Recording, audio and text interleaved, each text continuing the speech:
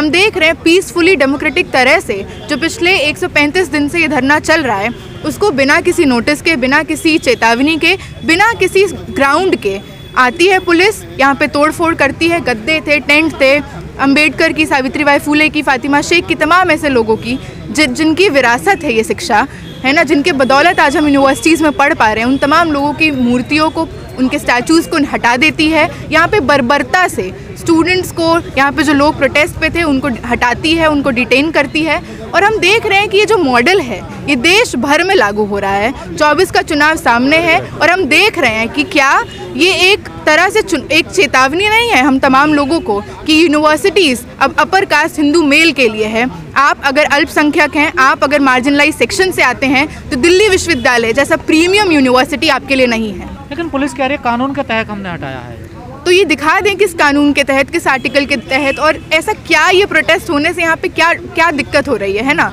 ये प्रोटेस्ट जो इतने दिन से है ना हम देख रहे हैं पीसफुली एक कोने में चल रहा है, बिना किसी नोटिस के, बिना किसी ग्राउंड के ये पुलिस आती है। आप देखिए यहाँ पे अभी भी पीसफुली स्टूडेंट्स गैदर्ड हैं, पर क्यों यहाँ पे सीआरपीएफ से लेके तमाम पुलिस तैनात है। यहाँ पे ऐसा क्या हो रहा है कि इतनी फोर्स इनको बुलानी पड़ी है? 3-3 बसें खड़ी हैं डिटेंशन के लिए। तो क्या ये एक इंटिमिडेशन का टैक्टिक्स नहीं है? तो ये सब कुछ किया जा रहा है। बिल्कुल, यही दिल्ली यूनिवर्सिटी है, यही आर्ट्स फैकल्टी है जहाँ पे हर सुबह और शाम को यहाँ पे शाखा लगती है। ये पुलिस तब क्या करती है? यही दिल्ली यूनिवर्सिटी है जहाँ पे यहाँ से पूरे नॉर्थ कैंपस में आरएसएस की मार्च निकलती है, तब दिल्ली पुलिस क्या करती है? यहाँ के कॉलेजेस में फेस्ट में जब हरासमेंट होता है तब दिल्ली पुलिस क्या करती है?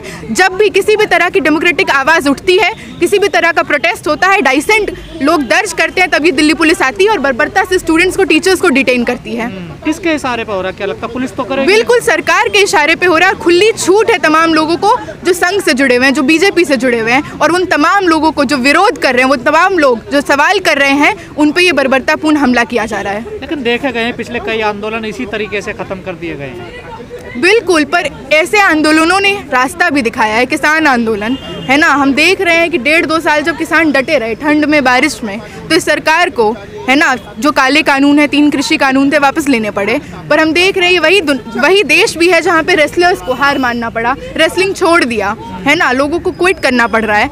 तो हम बहुत ऐसे दौर में बिल्कुल रह रहे हैं जहाँ पे ऑपरेशन यूएपीए से लेके कॉलेजेस में, यूनिवर्सिटीज़ में दमन बढ़ता जा रहा है। पर ऐसे में ही ऋतु जी जैसे जो तमाम लोग हैं, वो एक हौसला है, हिम्मत है हम तमाम लोगों के लिए जो एक सपना रखते हैं करियर बनाने का, जो एक सपना रखते हैं आज़ादी से जीने का, जो एक सपना रखते हैं कि दिल्ली यूनिवर्सिटी जैसे यूनिवर्सिटी में हम पढ़ें, इज्जत से रहें और हमें वो जगह मिले। धरना को हटाने की पुलिस की क्या मजबूरियां हो सकती है जो पुलिस को धरना हटाना पड़ा है?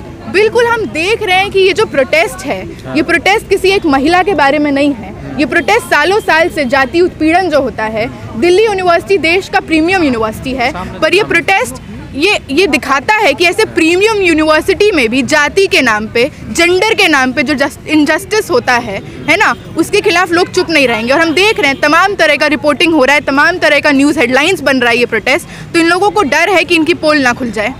अच्छा, ये धरना को रातों रात खत्म करने का क्या वजह हो सकता है? बिल्कुल एक प्रेशर ही है ना। हम देख रहे हैं 24 का चुनाव सामने है ना, 22 को अयोध्या का मंदिर का उद्घाटन होना है।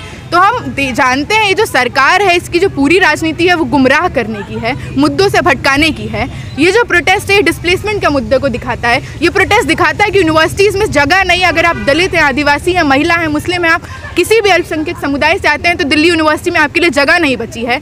तो इन तमाम सवालों से जनता को भटकाने के लिए इस प्रोटेस्ट को डिस्टर्ब किया जा रहा है। लेकिन कहा जा रहा है ये जो प्रोफेसर हटाए गए सब लोग ठेके पर थे। ये लोग ठीक बात है, पर ये वो लोग हैं जो 12-12, 15-15 साल तक आपकी यूनिवर्सिटीज़ में पढ़ाए हैं, आपके कॉलेजेस में पढ़ाए हैं। अगर 15 साल तक वो काबिल हैं, तो 1 साल ऐसा क्या होता है कि वो नाकाबिल हो जाते हैं। उनकी जगह आप अगर उन लोगों का सीवी देखेंगे जिनको उनकी जगह रिक्रूट किया गया है, कोई रिसर्च का कोई पब्लिकेशन नहीं है, किसी भी तरह का एक्सपीरियंस नहीं है, किसी भी आधे लोगों का पीएचडी नहीं है, पर एक चीज़ जो इन तमाम लोगों में कॉमन है, किसी ना किसी तरह से ये आरएसएस और बीजेपी से एफिलिएटेड है। तो क्या ये सीधे तौर से दिखाता नहीं है? लेकिन 136 दिन से आंदोलन चल रहा है, लेकिन अब क्या मजबूरी बनी सरकार को जो इसको हटाना पड़ा? हम देख रहे हैं चुनाव बहुत नज़दीक है। हम जानते हैं अयोध्या का उद्घाटन बहुत नज़दीक है। जैसे जैसे चुनाव नज़दीक आएगा, एक प्रोटेस्ट जो दिल्ली यूनिवर्सिटी में पिछले 3-4 महीने से चल रहा है, क्या आते जाते लोगों के जहन में सवाल नहीं आएगा? तो वो सवाल ना आए इसलिए इस प्रोटेस्ट को हटाया जा रहा है। से कोई फर्क पड़ेगा चुनाव पे आपको लगता है? सर बहुत बड़ा सवाल है कि देश का है ना टॉप यूनिवर्सिटी, वहाँ पे किस तरह से जाति के बेसिस पे डिस्क्रिमिनेशन होता है, बिल्कुल फ़र्क पड़ेगा। अब देखिए इतनी ठंड में ये लोग इतने टाइम से डटे हुए हैं ना, तो मुझे लगता है एक सवाल के लेवल पे बिल्कुल यहाँ की यूनिवर्सिटी के स्टूडेंट्स, यहाँ के टीचर्स, तमाम लोग जो हर रोज़ यहाँ से गुजरते हैं, किसी ना किसी तरह का फ़र्क ज़रूर पड़ा है। हम लोग भी इस आंदोलन को देखते देखते यहाँ पे जुड़े हैं। अच्छा, क्या लग रहा है आपको जो रात में हुआ है धरना को लेकर के, भारतीय संविधान या भारत का लोकतंत्र ये होने को परमिशन देता है क्या? बिल्कुल, और हम देख रहे हैं कि कॉन्स्टिट्यूशन का, लॉ का जो एक आर्बिट्ररी तरह से इस्तेमाल किया जा रहा है। मतलब 144 ऐसी धारा बन गई है कि हलवा है, ऐसा लग रहा है कि आप कहीं भी लगा दे रहे हैं, है ना। 144 आप कब लगाते हैं? जब राइट लाइक सिचुएशन है, जब बहुत आपातकालीन सिचुएशन है। पर आप 144 लगा दे रहे हैं एक यूनिवर्सिटी में जहाँ पे शांति से धरना चल रहा है। आप कह रहे हम यही देश है जहाँ पे 146 MLAs को निकाल दिया जाता है पार्लियामेंट से। क्यों? क्योंकि सवाल किया जा रहा है। तो ये बिल्कुल इंटेंशनल है, डेलिबरेट है, ताकि किसी भी तरह से सरकार से, वाइस चांसलर से सवाल ना हो। सवाल से बचाने के लिए सरकार और वाइस चांसलर को इस धरने को हटाया जा रहा है। लेकिन फिर भी मोदी महान बताया जा रहा है। बिल्कुल, मोदी को महान बनाया जा रहा है। मोदी को बताया जाता है कि फ्रांस में कुछ चल रहा है तो मोदी सॉल्व कर देगा। डेमोक्रेटिक DNA है, मोदी जाके बाहर बताते हैं। पर ये वही देश है जहाँ पे मणिपुर में अभी तक हिंसा चल रही है। ये वही देश है जहाँ पे आए दिन दलित महिलाओं के साथ, बच्चियों के साथ रेप होता है। ये वही देश है जहाँ पे हम देखते हैं इस तरह के प्रोटेस्ट जो डेमोक्रेटिक तरह से चल रहे हैं, उनको बर्बरता से लाठीचार्ज करते हुए, तोड़ फोड़ करते हुए पुलिस आती है। उनको खुली छूट है कि इस तरह के डेमोक्रेटिक प्रोटेस्ट पे वो आके अपना बर्बरपूर्ण हमला कर सकती है। लेकिन मोदी जी जब विदेश जाते हो तो वहाँ पे तो कहते हैं कि डेमोक्रेसी ऑफ भारत कहा जाता है, डेमोक्रेसी ऑफ मदर कहा जाता है। मैं युद्ध के धरती से नहीं, बुद्ध के धरती से आया हूँ। और यहाँ पे जहाँ धरने लगे हैं वहाँ पे पुलिस को लाठियाँ लेकर के उतार दी। बिल्कुल, अम्बेडकर की फ़ोटो थी, अम्बेडकर की एक प्रतिमा थी, फ़ोटो, तो उस फोटो को फाड़ते हुए, है ना, फातिमा शेख, सावित्रीबाई फुले की फ़ोटो को, स्टैचूज़ को फाड़ते हुए, तोड़ते हुए इन लोगों ने सब हटाया है। तो हमें पता है ये जो सरकार है ये बोलने की, करने की सरकार नहीं है ना। हम देखते हैं बार बार जो इनका नारा है बेटी बचाओ, पर हम देखते हैं बृजभूषण के हवाले से कि इनका एक्चुअल नारा जो है वो रेपिस्ट बचाओ है। तो इस सरकार की जो असलियत है वो हम तमाम लोगों के सामने है। डर का एक माहौल क्रिएट किया जा रहा है देश में। बिल्कुल, तमाम जो शोषित तबके से लोग हैं, महिलाएं, दलित, आदिवासी, तमाम ऐसे लोगों को, मुस्लिम्स, तमाम ऐसे लोगों को साथ आना होगा, एक बड़ा आंदोलन खड़ा करना होगा। हम जानते हैं ये वही देश है जिसने जब ठान लिया, तमाम लोग जब साथ आए तो आज़ादी भी हमने पाई। तो बिल्कुल ये दूसरी आज़ादी का ही संघर्ष होना होगा फासीवाद से, भाजपा सरकार से।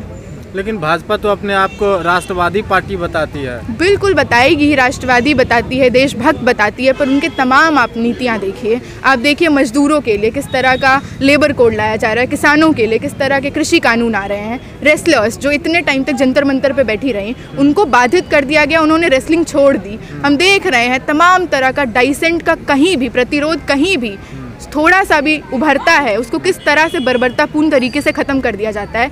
क्यों ये सरकार BHU में जब हरासमेंट होता है, BHU है, मणिपुर है, जहाँ डबल इंजन की सरकार है, ये सरकार चुप क्यों रहती है? जब महिलाओं के साथ, दलितों के साथ, आदिवासियों के साथ, मुस्लिमों के साथ हर दिन इस भारत में हिंसा बढ़ते ही जा रही है, तब ये सरकार चुप क्यों है? तो क्या लग रहा है इससे हालात सुधार हो पाएगी? हम तमाम स्टूडेंट्स बिल्कुल इस उम्मीद में हैं कि इस बार देखिए एक अलायंस भी बना है इंडिया नाम का, तमाम चीज़ें हैं। हम बस एक बड़ा गोलबंदी जो क्रिएट करना है जिससे ऐसे एक देशव्यापी एक आंदोलन खड़ा हो, जिससे तमाम जो शोषित तबके हैं साथ आएँ, साथ में लड़के ही मुझे लगता है एक आंदोलन का रूप ही हो सकता है जो इस देश को बचा सकता है, और कुछ नहीं। क्या आज भारत में लोगों को न्याय मिल रहा है कि नहीं? बिल्कुल नहीं मिल रहा है, न्याय नहीं मिल रहा है। आप देखिए एक छोटी सी चीज़ जो किसी शॉकिंग न्यूज़ की तरह नहीं आनी चाहिए। कल सुप्रीम कोर्ट ने कहा कि बिल्किस के साथ जो हुआ वो अन्याय है ना। गुजरात कोर्ट ने जो रेमिशन दिया उसको वापस लिया जाए। तो इतना समय लग जा रहा है इतने बेसिक से न्याय को पहुंचाने में, है ना। हम देखते हैं एक महिला जो मुस्लिम है जिसके साथ गैंग रेप होता है, क्योंकि वो मुस्लिम है, न्याय दे के छीन लिया जाता है।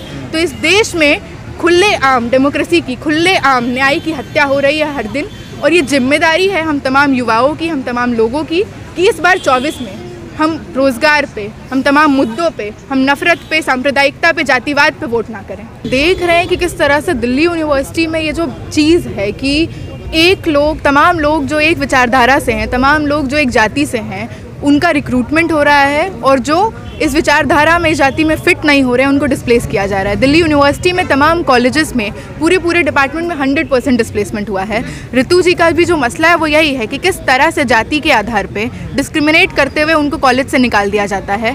अगला कदम क्या होगा? यहाँ पर जो है कि धारा 144 लगा दी गई, ना तो कोई धरना करने की अनुमति है, ना तो कोई प्रदर्शन करने की अनुमति है, आगे क्या करें? धरना और प्रदर्शन की अनुमति तो कभी नहीं चाहिए होती है, जितना मुझे समझ आता है। ये एक डेमोक्रेटिक राइट है, तो ये कितना भी दमन करते जाएं, ये कितना भी जो ऑपरेशन है करते जाएं, हमारा प्रोटेस्ट करना एक राइट है और इसको हम कंटिन्यू करेंगे। ये जो आंदोलन चल रहा है एक बड़े सवाल पे है और 135 डेज से ये चल रहा है, तो अभी तक हार नहीं माने तो आगे भी नहीं मानेंगे। आंदोलन को तो फिलहाल अभी खत्म कर दिया गया। नहीं सर, ये रोका गया है, ख़त्म इन्होंने किया है, पर आप देखिए लोग जुड़े हुए हैं, लोग बैठे हुए हैं, तो आंदोलन ख़त्म नहीं हुआ है। टेंट हट गया है, गद्दा हट गया, आंदोलन ख़त्म नहीं हुआ है। तो क्या इस हालात में आप डटे रहेंगे? बिल्कुल सर।